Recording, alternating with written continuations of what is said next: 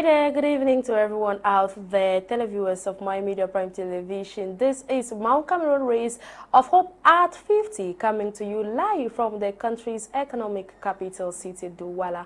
We are broadcasting, of course, I always remind you, from Franco Jombange to be precise. And of course, this program comes up every 5 p.m. on Mondays, Wednesdays, and on Fridays until after the Mount Cameroon Race of Hope, which is scheduled to take place on the 25th of February. That is, we are drawing closer to the date. Of course, this Saturday we would have the Boya, we would have the Mount Cameroon Race of Hope, that is the 50th edition.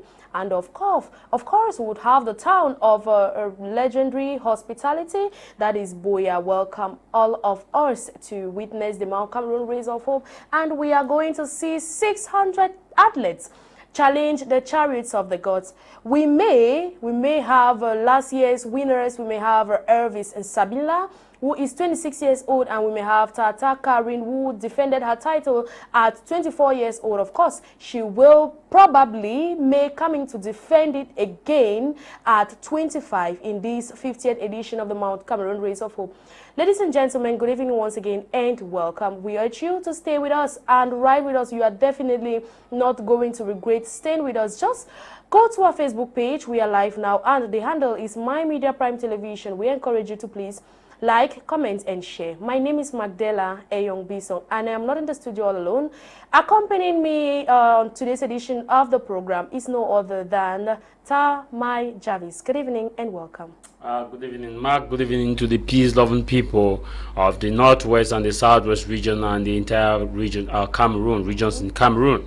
And special good evening to those who are preparing for the upcoming Mount Cameroon Race of Hope. I want to say that it's going to be a race with its own peculiarity. It's going to be a race with its own characteristics. It's going to be a race with its own shine, its own good, bad, and ugly moment.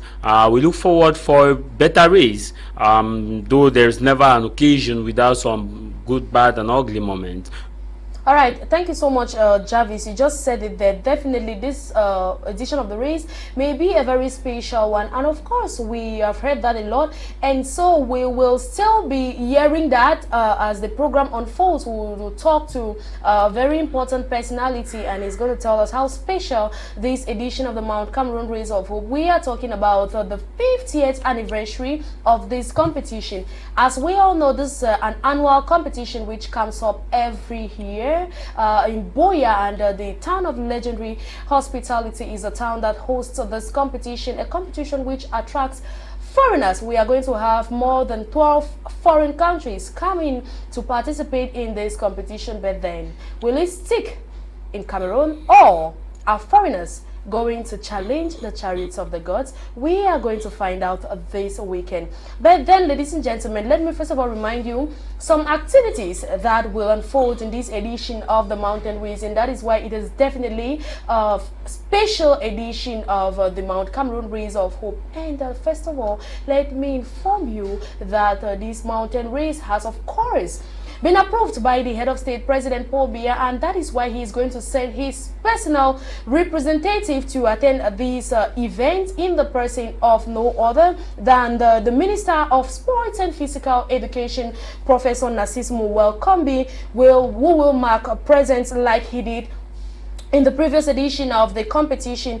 This year, unlike last year, we are going to have the Miss Mount Cameroon Race of Hope to be introduced. Technical crew, please let us see that. Maybe the televiewers have not seen that yet, so let us have that flyer to announce the Miss. As you can see, that is the Miss Mount Cameroon Race of Hope to be introduced and will take place on the eve of the race. That is on the 24th of February 2023, this coming Friday, and followed by gala, of course, organized by one of the sponsors of the race, which we are going to find out as the program unfolds. And then there would also be a popular walk after the athletics after the athletes rather kick off at exactly 7 a.m. There's going to be a popular walk, and it is going to see about 1,000 persons take on this little exercise while they wait for the athletes to come back down. And as from tomorrow, Tuesday, activities will commence in commemoration of the 50th edition of the Mount Cameroon Race of Hope. And that is what we are going to have. Let me also bring this striking recap to you. We are going to have, or we have this the winner rather of the 1988 edition of the Mount Cameroon Race of Hope, that is Esuka Reginald, holds the record for the fastest descender ever in the history of the Mount Cameroon Race of Hope, and that is what I want us to comment on right now. It's only necessary, or it's only fair, that we give him credit. We are talking about the only person who so far has made it as the fastest ever descender of the Mount Cameroon Race of Hope. And why is he the fastest? This is the man who went to the summit, who reached the summit, the 8th person. He is the 8th person to have reached the summit of the Mount Cameroon Race of Hope. That is the summit of the mountain, I beg your pardon.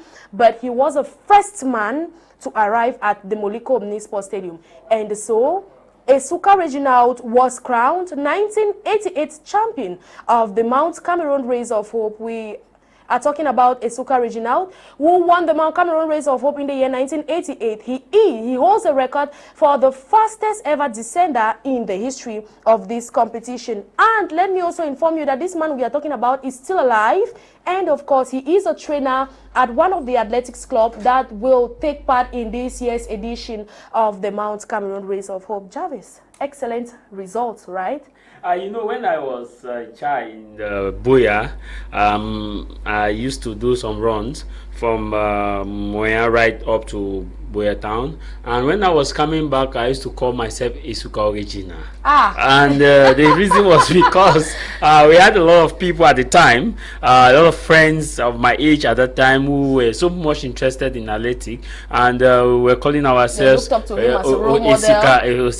Regina because of his record, the record he kept, and the first person, so you get to the summit, the 8th person, and you descend down. So his record was yes, his record was quite striking. And also I remember also Mike Short, who also came up, who also tried to do something like that. And you remember that when you look at the record Esuka Regina gave at the time, also the mountain, as I made mention, the race was the original point of the race was at Bakure Town Fee, up at the governors, after the those who are familiar, who know this location, where you move up to the governor's office at the race started at the Bongo Square towards the Bakure Town Field itself. Okay. The Bakure Town Field itself. Now the path between Moliko, from that place, from the governor's office right down to Moliko, was not there. So look at the distance.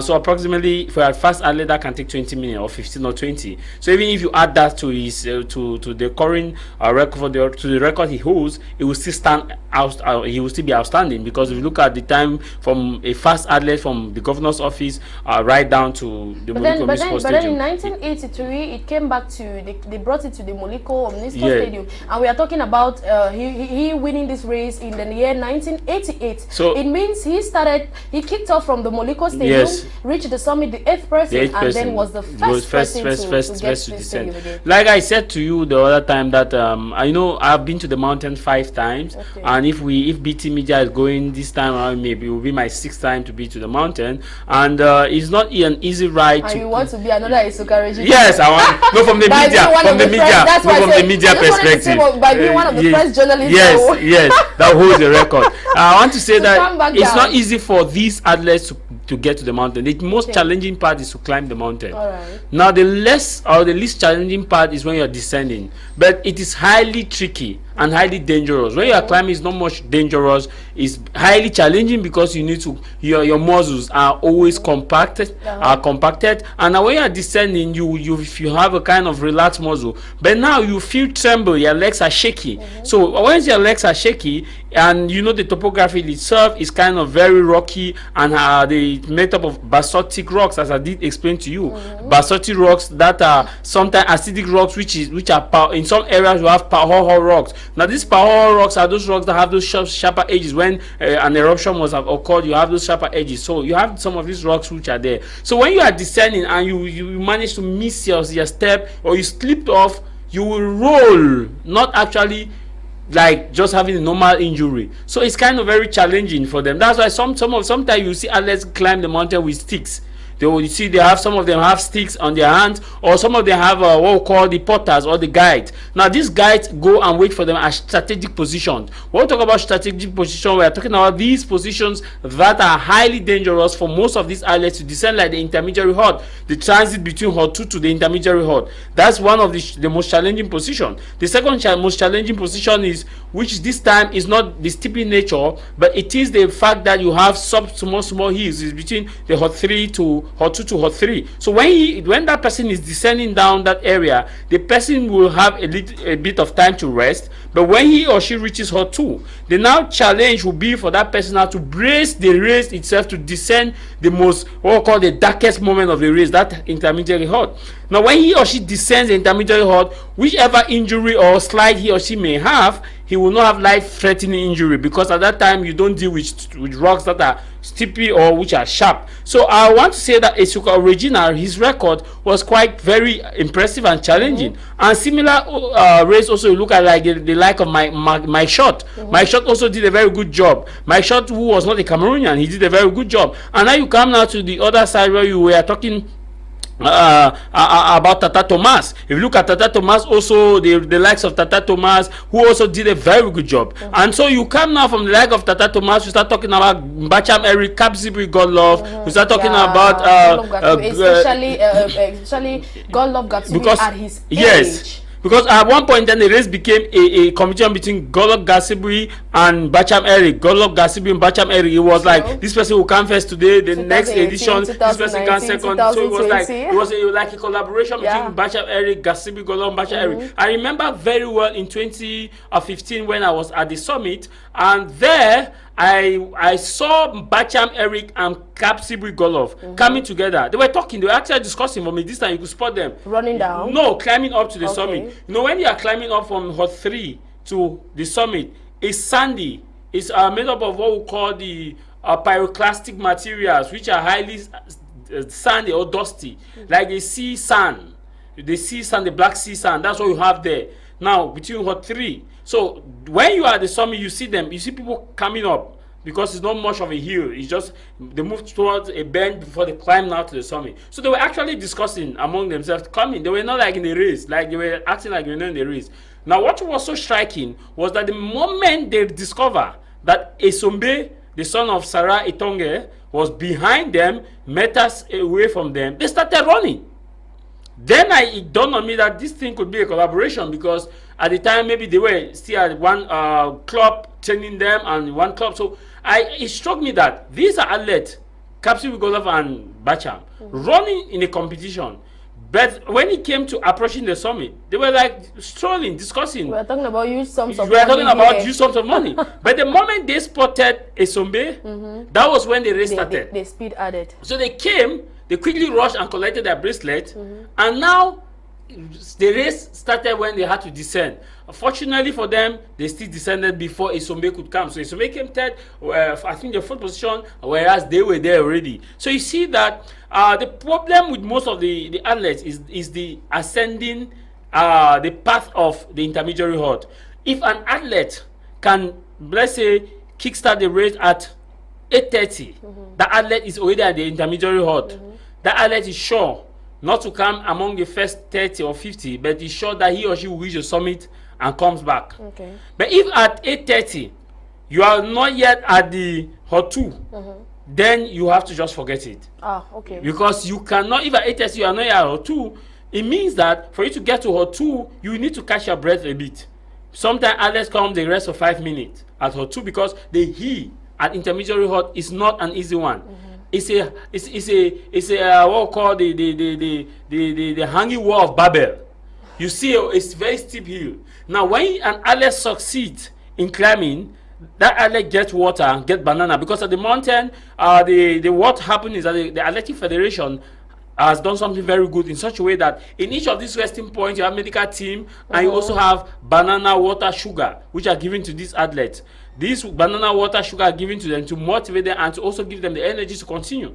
And remember that because of the temperature issue, sometimes these people also help to guide the athletes of what to do. That's why you get to the hut 2, immediately after you have braced the darkest side, which is the intermediary hut, they will tell an athlete not to sit down. Because when you sit down, you risk getting so tired and may not be able to continue the race. So they'll just tell you to stand, get some fuel, get one banana, take sugar, and continue. And now, when you get now after the intermediate hot, let's say you are descending, you are already at hot 1, then you are sure that you are actually going to reach the Moliko Misport Stadium. But however, it is always advisable that athletes who are climbing the Mount Cameroon Race of Hope, or officials who are accompanying athletes to the Mount Cameroon Race of Hope, should endeavor to have people at strategic position, because there have been some I think the last race that I went to, there were some position at the mountain where we did not have the medical team, and I was very, very worried because I saw how people fell within the forest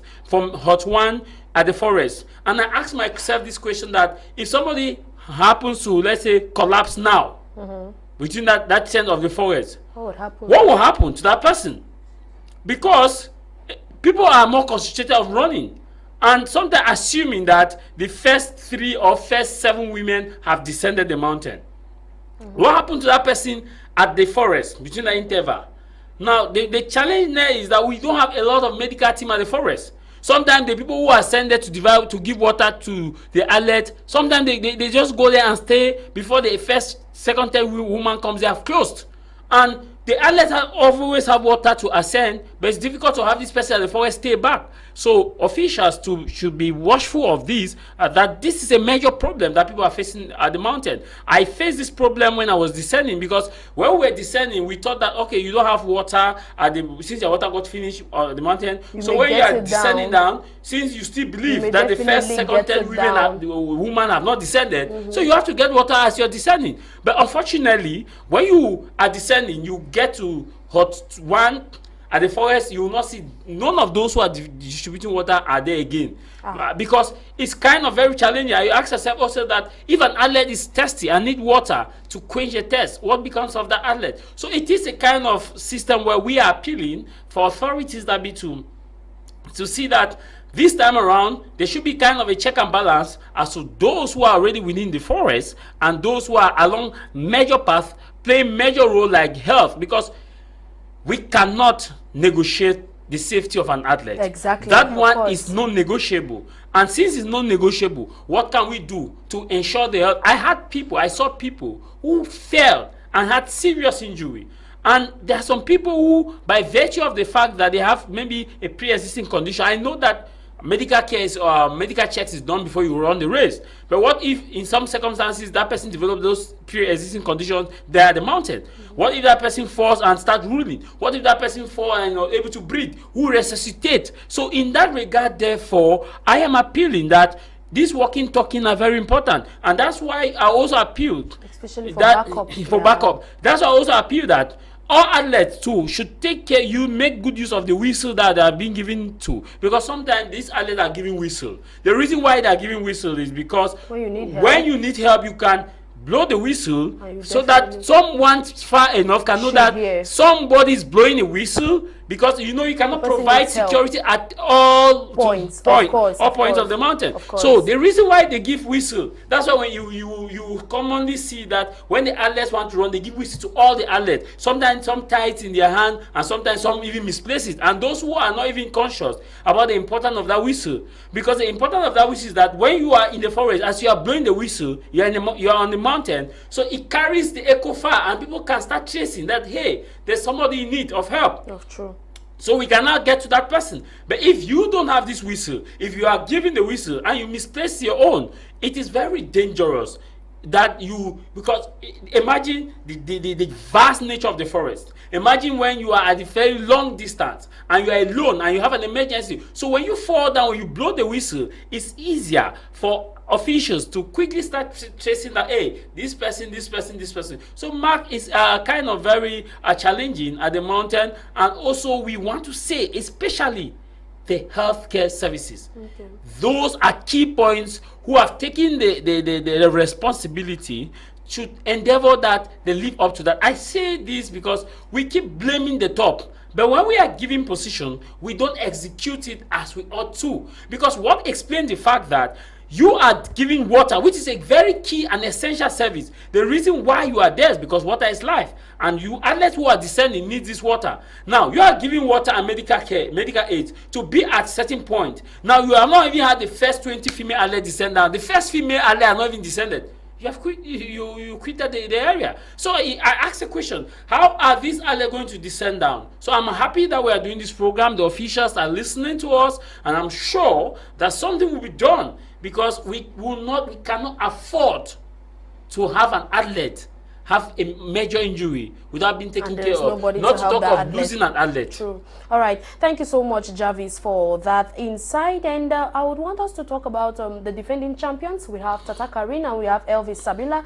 But before that, let me also remind the televiewers that in the year 2020, Godlove, Gabsibin, and Flavius won the Camtel Prize for reaching the summit, the first in the male and the female categories respectively. And the last edition, we know that a Kenyan was the first to have reached the summit but came back fourth after she was beaten to it by Tata Karin. Yeah. And this is last edition we talked about this motivation for the first athletes to reach the summit. And of course this year we've had the Athletics Federation tell us that they are still going to continue with that initiative, because it's not easy to get to the summit first. Look at this case. We are talking about, okay, let's talk about Esuka Reginald. He got to the summit, the 8th person, and came back first. How about the person who went first? Is it fair enough? No. To me, Mark, before you continue, to me. All right. There should be the award for first, second, third at the summit. All right. To me. Okay. There should be an award for the first, second, third at the summit. And now the grand award should be the person who finally made it to the Moliko Miss World Stadium. All right. Okay. Because imagine there are circumstances where somebody will be the second person at the summit and may end up being the 15th person descending reaching Moliko Miss World Stadium. We have had those cases. True. We have had those cases. Of course. Like the Kenyan, who I was at the mountain when the Kenyan passed. The Kenyan passed and went to the mountain with energy. Now, when I was standing with some military officials and we were saying that, wow, this guy may come first. And one other military official told me that, don't be shocked.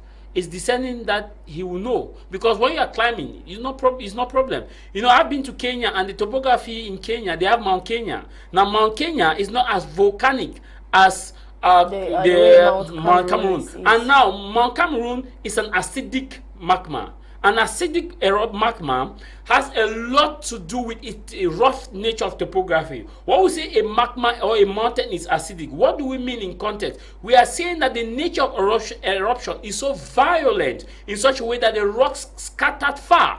And so the rocks scattered far, it produces rocks which are sharper edges. So that's what we talk about acidic magma. Now we talk about basic mountains that are basic. We're talking about those like the one that move in Bakingli, that you see that move gradually, that eruption that move gradually. Not lava rather, because magma is solid material, liquid material beneath the surface, whereas lava is the molten material that's on top of the surface. Now when you look at Kenya and you look at Mount Cameroon, there are two different texture in terms of the topography, in terms of also the elevative nature, but they share one thing in common, that all mountains are cold because of the fact that they are the elevation, their elevation, and also they share another thing in common in that they have a lot of foldings that have the inundation now. But when that Kenyan went up, our bet was that he will have a problem descending the intermediary hut. And that was where the Kenyan could not continue. Because when the Kenyan arrived up, our own Cameroonian athlete arrived there. Upon descending, they had the experience. You know, as the president always says, ce n'est pas qui peut, mais c'est qui veut. So we have the athletes in Cameroon. It's not who wants, Elvis Sabila showed the willingness. Yeah, so it's to show the willingness. So it's not who shows the willingness. So the thing is, if someone has been climbing the mountain, Mount Cameroon, the person has experience and know where he or she can put the leg faster upon descending. Sure. With the winner is who can descend, not who can ascend. Okay. So if they can give the prizes, first, second, third prizes for the first third to the summit, At least it will be good now. All right. In a few minutes, we'll be talking about the chief or overseer of the 2022, or the chief coordinator of the 2023, I beg your pardon, Cameroon Rays of Hope, in the person of Mr. Etekinjo. He is as well the regional president for the Southwest Athletics League, and like I said, he's the chief project manager of the 2023 Mount Cameroon Race of Hope, the 50th edition. And so I would want us to go to talk to him right now, or to go listen to him right now. Yesterday I was with him, my Media Prime TV's entourage was with him. That's my Media Prime TV's team was with him, and we spoke to him yesterday. He told us a lot there is to know about this edition of the Mount Cameroon Race of Hope. He also gave us insights on why this edition should be considered a special edition. We also heard from him other partners that will be accompanying the main sponsor, Orange Cameroon, in this edition of the Mount Cameroon Race of Hope. He also told us about the activities that will go on the way as far as from tomorrow, and we also heard of the Mount Cameroon Race of Hope, which is set to take place this 24th, that is on Friday. We heard a lot, and most importantly, why they chose to partner with Orange Cameroon. Let us go to Boya and then hear from Mr. Etekinjo.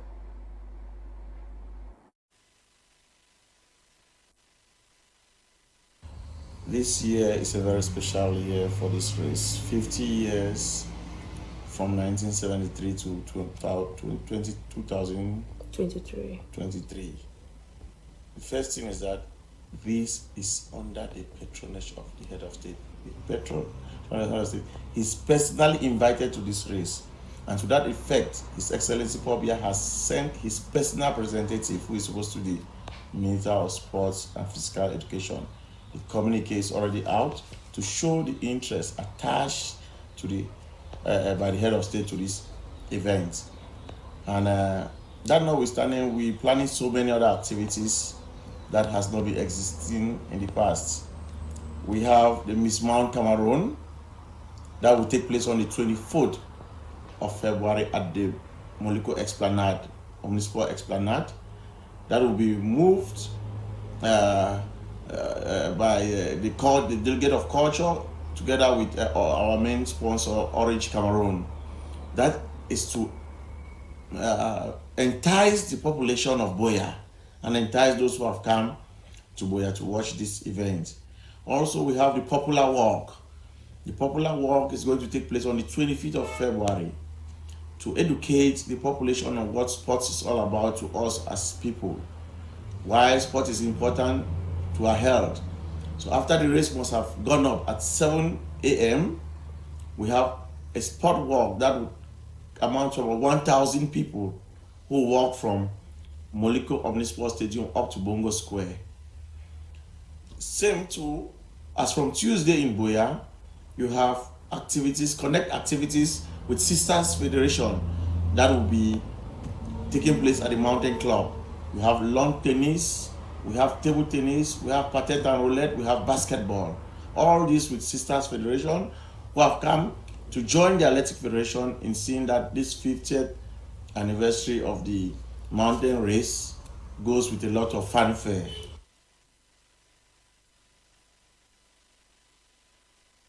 Each year that we run this race, the population keeps on increasing. And so people come from far and wide. We cannot say no, because the field is very wide and we need as many as possible that we can take. You understand, last year we were at 500, and this year, because of the agitation from people who really want to take part in this race, we have made it 600. We have about 13 foreign countries coming into this event of this year. We have Kenya, Nigeria, Costa Rica, Congo, France, USA, Britain. We have 13 foreign countries. So you can see why we increase in number, because agitation is coming from far and wide, within and without, for people who want to take part in this race.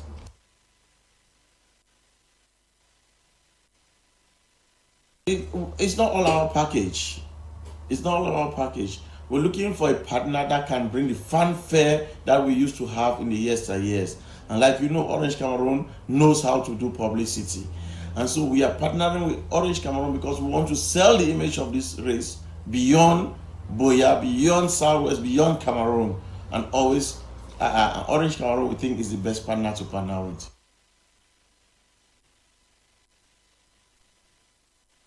There is so much that the sponsors are giving, not only to the athletes. Like I said, we are partnering with Orange Cameroon for the Miss Mountain race.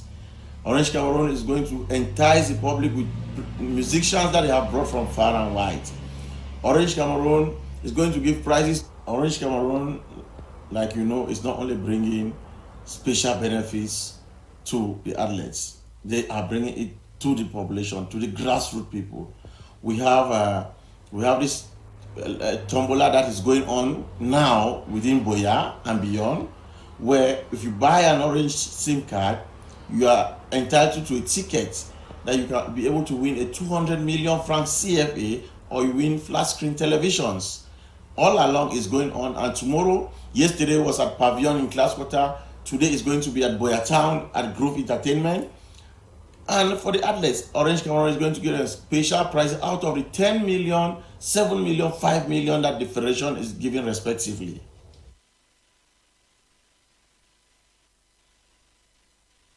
Besides Orange Cameroon, we have Sonara, we have Groove Entertainment from Boya. It's a local owned establishment but has been doing a lot, especially for the regional league. We have HIMAD, the Higher Institution of University, which is in Moliko, has been doing a lot for the regional league.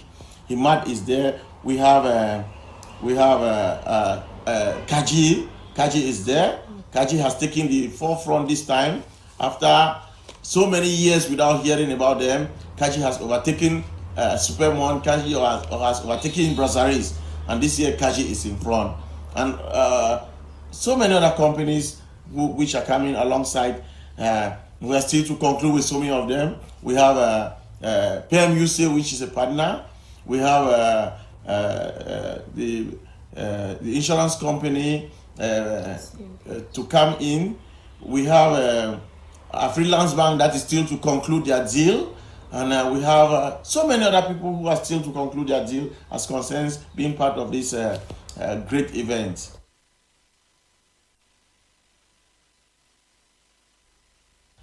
The first person who gets up to the summit has a prize, because the first person who gets up to the summit might not necessarily be the person who is coming down first to win that 10 million.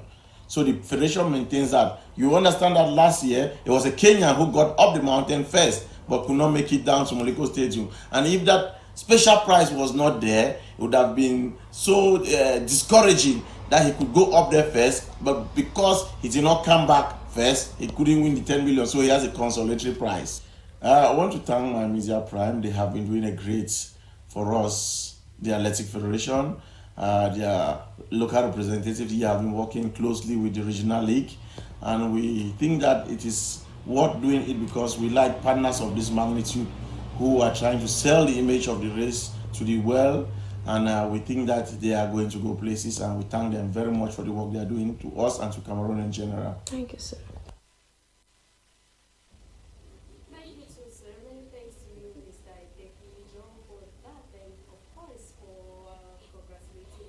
Division for their good job. At least he is not the only one who has noticed that the team out there, especially the correspondents out there, are doing a good job, and as well working closely with the regional athletics league out there in Boya, and that is why he actually came to his attention that he should at least give a vote of thanks to that. And so we actually thank him, or we equally thank him too, for granting us audience and for giving us a lot of insight. Javis, we've heard there that we are going to have a lot of foreign nations coming to participate in this year's edition of the Mount Cameroon Race of Hope. Cameroon has opened the doors, of course, to foreign countries to come in.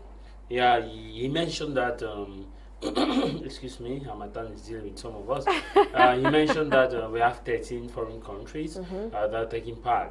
So Cameroon inclusive, that make 14. Cameroon is a continent. So so when I say continent, I'm talking about competitiveness.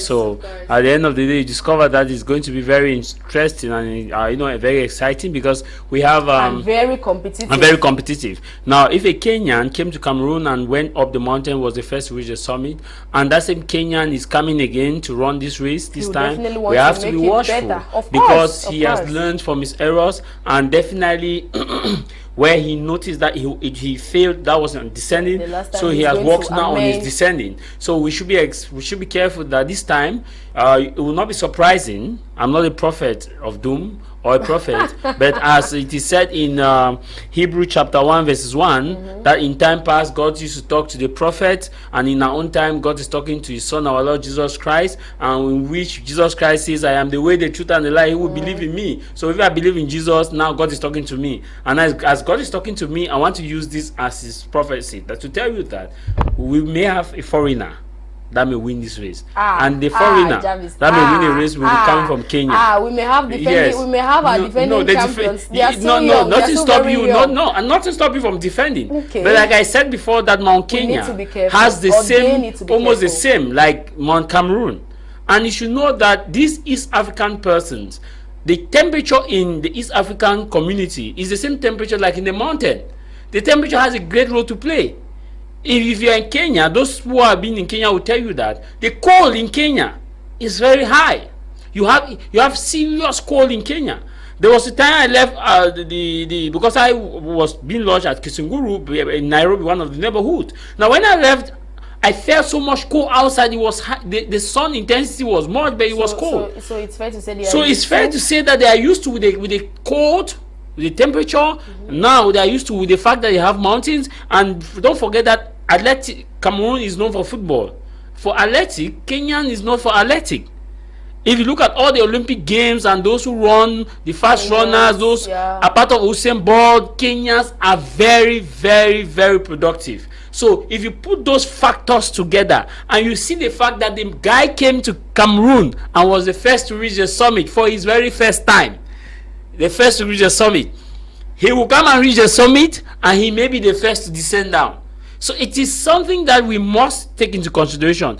Am I saying that our athletes at home are not better? Of course they are better, but however they are also age is catching up with them, because if you look at the fact that you look at the Bachameric, age is catching up with them. Elvin Sabila may defend at 27. We may have Tata Karin come to defend at 25. 25. Age is catching up with them.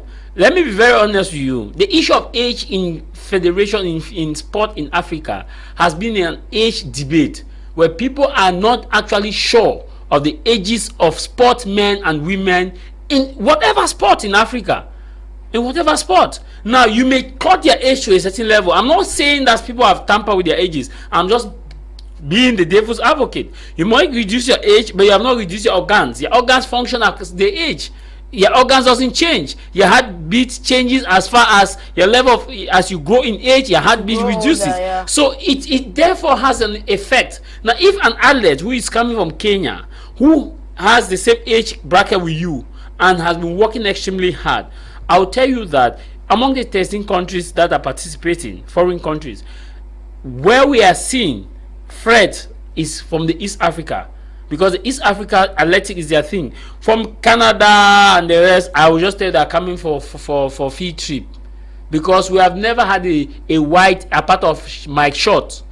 We've had this father from Britain. There's going to be. I'm saying that apart of those ages, to have one of the best records. Between the first, let's look at the early 2000s. From 2000, 20 years ago. Let's look at 20 years ago. How many foreign athletes from Britain, US, Canada? It was in the year 1970. So it was within the 90s. 1976, yes, when this Reverend Father Walker Stifter, yes, challenged the chariots of the gods by being the first foreigner to have won it yes, at that time. So if you look at 20 years ago, if you look at 20 years counting, 23 years counting, we've not had that record broken by the foreign, the white. But at least we have had a threat from the East African community. Africans making efforts, like yes, the Kenyan, Nigerian, if the West Africa, so on and so on. Now, what I'm saying in essence is that the battle will be between the battle of West Central, and East Africa. The rest are just coming for a safari trip. Ah, Javis. No, I'm being realistic. I've been to them. See, most of those who give up at the race are those who are coming from Europe, from Americas. Those who give up. Most of the time, you see, they just go. You stop them from not ascending. They'll tell you, "No, I'm just climbing I'm just climbing for leisure." For you to run Mount Cameroon Race of Hope and be successful, come and practice a race in Boya. All right. Or have a similar area like those who run Simplice. Look at Simplice. Where did he train? Look at his atmosphere. So it tells you that the area that you train has a lot of things to tell you based on the morphology, the psychology. Because first of all, the mountain has its own psychology. Mount Cameroon has its own psychology. The temperature gives you a different psychology. The pressure from different outlets gives you a different psychology. You are in a competition. It gives you another psychology. So with all this, for you to have a harmonized position, you must be prepared. You must come to Boya, at least camp 1 month ahead of the race. Run from Moliko Misport Stadium to Hot One and back. That's why you see they organize the test race. That's why you see they organize the test race. The reason to organize the test race is that these athletes should be familiar with the environment. At least at the test race, they end at Hot 2. Or the intermediary hot or so. Right. Now the end at the most dangerous position. So if you can challenge that dangerous position, then it means you can. So you see, and also within the interval of the test, you have the opportunity to still go to the mountain and back. So for you to have that full psychology to have a good sense of knowledge, get 1 month, camp at Boya within that 1 month till the date of the race. If you are a journalist, take 1 month to, if you intend to go to the mountain, be doing your sport, your morning walk up, so that you can resist the long walk for freedom. All right. We have barely a few minutes to take leave of you, dear televiewers. But then, Javis, let me throw this. We've like I mentioned during the start of the program, we have the 1988 winner, Esuka Regional, who holds the records for the fastest defender of the Mount Cameroon Race of Hope ever. And then we are talking about a man who is still alive. He's one of the trainers, or he is a trainer at one of the clubs that will have participants take part in this edition of the Mount Cameroon Race of Hope. We also have others who are alive. We know of Tarai Tonge, I beg your pardon. We have others too, a lot of them who are still alive, Javis. I would not want to let the cat out of the bag, but then don't you think that it's necessary for these persons to be knighted? We are talking about winners of previous editions who are still alive until now, and this is the 50th edition where it's supposed to be special. And why don't we make it special by honoring these persons as well? I believe being the 50th, you cannot celebrate it when you are dead. I believe being the 50th edition, there should be series of prizes or acknowledgement or night of honor. So not just the past winners, to those who started this initiative or who have worked hard to make sure that within the last 30 years the race still moved to its fruitfulness. Now we start within the category of the athletes, those athletes who have actually defended their title, who started from the 1990 something and 97, 98, who are still alive. Like Mola Jakai, there's also one in Boya, Mola Jakai. He white hair, his white gray hair, he's always walk. He also participated from the race. He has been there since 1998. He was there last year. He says he doesn't run the race to win, but he runs to keep consistency. And he has his son that is running the race. So the category of the athlete, they need to be awarded, at least appreciated. You move to that category, you come now to porters. You can identify some porters, those who have helped in carrying water from the race when it started from the period of 1998. Those who were porters, who have because they play a vital role in the race. The porters, let me tell you, to carry a pallet of water to the mountain is not bread and chocolate. To the mountain, the worst is to reach the summit. So you start with porters, you give some acknowledgement. You come to the medical corps, those who actually started, because at the time there was little or no money, give them something. Above all, you come to the media.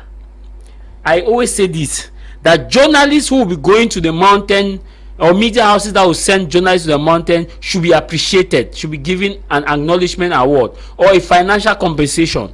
because it is not easy to get coverage at the mountain. Okay. Everybody can end at Mudikomi Sports Stadium. And Everybody can end at the governor's office. Yes, I just started calling me. Yes, of course. I'm the Esuka Regina at the mountain. They are the media coverage. The media category. Yeah, media category, because it's not easy. So in this 50th anniversary, prizes should be awarded, or appreciative prizes should be given from different categories, not just the athlete, because it is a teamwork. You need the journalists to keep the historical perspective. You need the porters to energize the athlete to run. You need a medical team to get these athletes to fit. You need even a security team. Those security people who used to accompany the first, second people down. There are some person who even trick, who take shortcuts. Of course. So you see, it is a teamwork. So in as much as we are appreciating Esuka Regina, we should also not know that there is an Esuka Regina at the level of porters, those who carry water. The old men and women in Boya who tell you about the historical perspective of how they used to carry water from Morikomi Sports right to the mountain and back during the period of the race. If we could identify some of them, encourage them while they are still young, so you play a vital role to make sure that these 50 years that we are celebrating should be celebrated. To the want to thank you. We may not have much, but we are knighting you. All right. Thank you so much, Javis. Time has caught up with us. Today was a very interesting and sweet edition of this program, Cameroon Rays of Hope at 50. I'm sorry, I really did not want to end it here, but I'm sorry, we just have to respect the norms of the house, and so we have to take leave of you. But we will be here on Wednesday, so you should keep the rendezvous here at 5 p.m. We'll be here on Wednesday, and probably we are going to ensure that on the subsequent editions of this program, we get to meet one of these persons we are talking about. We are going to do our best to probably talk to Esuka Regina. He is one of the trainers. We can not only talk to him as a former winner of the Mount Cameroon Race of Hope, we can also talk to him as a trainer preparing his children to take part in this edition of the competition out there in Boya. Let me also remind you that this date is slated for February 25th, so do not miss it. 2 days, of course. On the 24th of February, that is on Friday, the activities proper, the eve of the competition, we are going to have the high activities proper.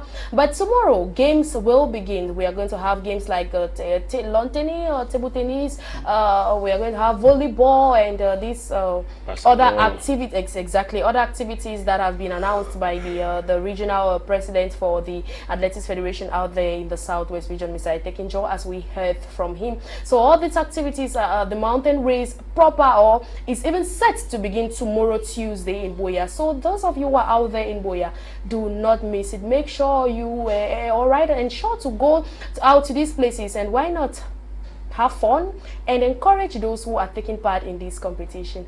It is time for us to take leave of you, ladies and gentlemen. I was your host, Macdella Eyong, and this program is a production of Johnson Vola. Stay tuned to My Media Prime Television for other upcoming interesting programs. At 6:30 p.m. we'll have the Prime News with Eileen Sama, but then see you on Wednesday. Have a good night.